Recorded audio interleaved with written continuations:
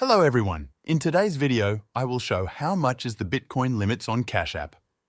To start, open the Cash App on your phone. Once you're on the home screen, tap on your profile icon.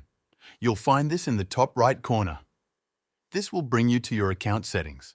From here, scroll down until you see a section labeled Limits. Tap on that. In the Limits section, you'll find details about various limits tied to your account. For Bitcoin specifically, you want to look under the section labeled Bitcoin On-Chain. This section shows the limits for sending Bitcoin from your Cash App wallet to another Bitcoin wallet. Here's what the limits typically look like.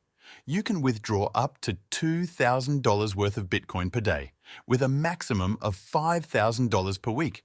That means you could send $2,000 one day, $2,000 the next, and then $1,000 more another day within the same week to reach your weekly maximum.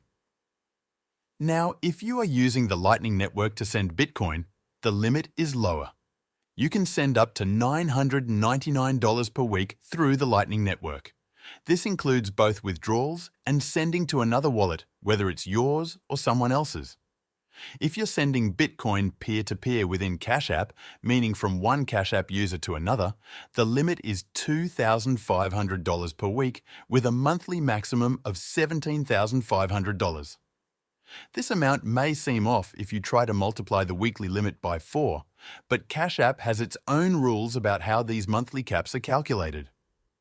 Also, if you're planning to sell Bitcoin instead of sending it, the selling limit is not restricted. Once you sell Bitcoin, the money appears in your Cash App balance, and from there, standard cash out limits apply. Currently, the cash out limit is $25,000 per week. Keep in mind that these limits can change over time, and they may be different depending on your account verification status or Cash App's current policies. That's it. Thank you for watching, and I'll see you in the next video.